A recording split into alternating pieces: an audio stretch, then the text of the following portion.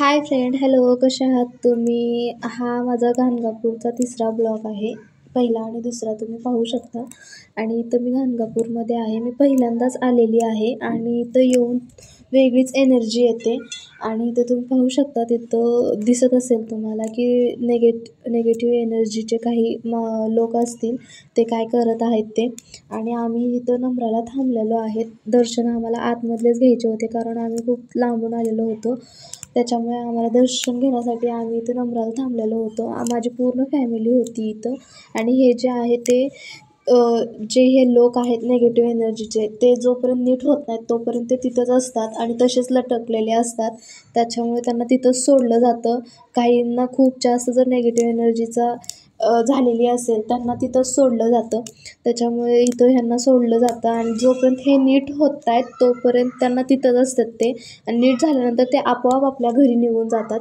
त्याच्यामुळे ते असतं काहीतरी तिथं गाणगापूरमध्ये. आणि खूप छान वाटतं इथं. बघू शकता मंदिराच्या बाहेर काही मूर्त्या आहेत आणि त्या मूर्त्यांची पण पूजा केली जाते. आणि आम्ही इथं आतमध्ये शूट करू देत नाहीत, त्याच्यामुळे मी काही केलेलं नाही आहे शूट. आणि आम्ही बाहेर आलेलो आहे. तुम्हाला बाहेरून दाखवते मी. बाहेर बघू शकता तुम्ही, पडदा लावलेला आहे आणि आतमध्ये खूप छान दत्त मूर्ती आहे. त्रिमूर्ती आहे, दत्तमूर्ती. आणि इथं तुम्ही पाहू शकता, आम्ही प्रसादासाठी थांबलेलो होतो. प्रसादासाठी इतकी गर्दी होती, इथला प्रसाद खाल्लाच पाहिजे.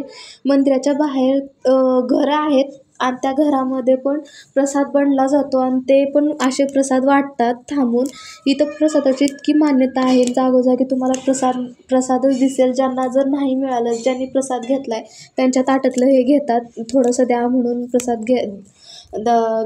आणि इथं पाहू शकता विवांची शॉपिंग चालू होती. विवांनी त्याच्या बापाला खूप परेशान केलेलं होतं, कारण हे घ्यायचं ते घ्यायचं. लहान मुलं असले की खूप त्रास होतो, ते काहीही मागतात, कधीही मागतात. आणि आम्ही इथं निघालेलो आहेत घाणगापूरच्या भस्म डोंगरावरती.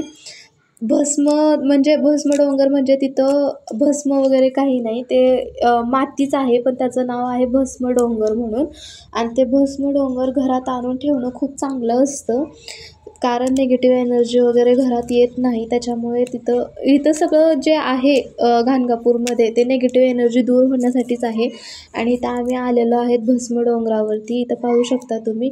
आणि आमच्याकडून अशी चूक झाली होती की मी तर चप्पल काढलेलाच होता, पण माझ्या फॅमिलीने नव्हता काढलेला. इथं पाहू शकता आत्याच्या पायात चप्पल होती आणि तिथले ओरडायला लागले की चप्पल घालून नाही जायचं, कारण ह्या जागेला इतकं पवित्र मानलं जातं की तिथं चप्पल घालून अलाउडच नाही आहे. त्याच्यामुळे आम्ही तिथे चपला वगैरे सोडल्या, माफी वगैरे मागितली त्यांची आणि आम्ही पुढे निघालो भस्म घेण्यासाठी.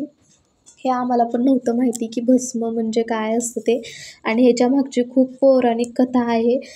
आणि इथं माझ्या आत्यालाच माहीत होतं की भस्म कुठं मिळतं आणि त्याची मान्यता काय असते, म्हणून इथं आत्या आणि माझी मम्मी घेत आहे. आणि मी पण इथं भस्म घेतलेला आहे. आणि इथं छोटंसं एक मंदिर पण आहे. ते मंदिर कशाचं आहे कमेंट करून सांगा.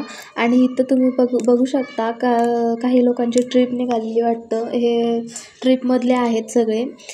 ते प्रार्थना करत होते तिथं मंदिराजवळ येऊन. म्हणजे किती मान्यता आहे त्या देवाची. पूर्ण देवस्थान आहे गाणगापूरमध्ये आणि जिथं जाताल तिथली काही ना काही पौराणिक कथा पण आहे आणि इथली पण काहीतरी कथा आहे. आणि आम्ही निघालेलो आहेत अक्कलकोटसाठी. चला तर मग मित्रांनो, भेटूया पुढच्या ब्लॉगमध्ये. Bye bye.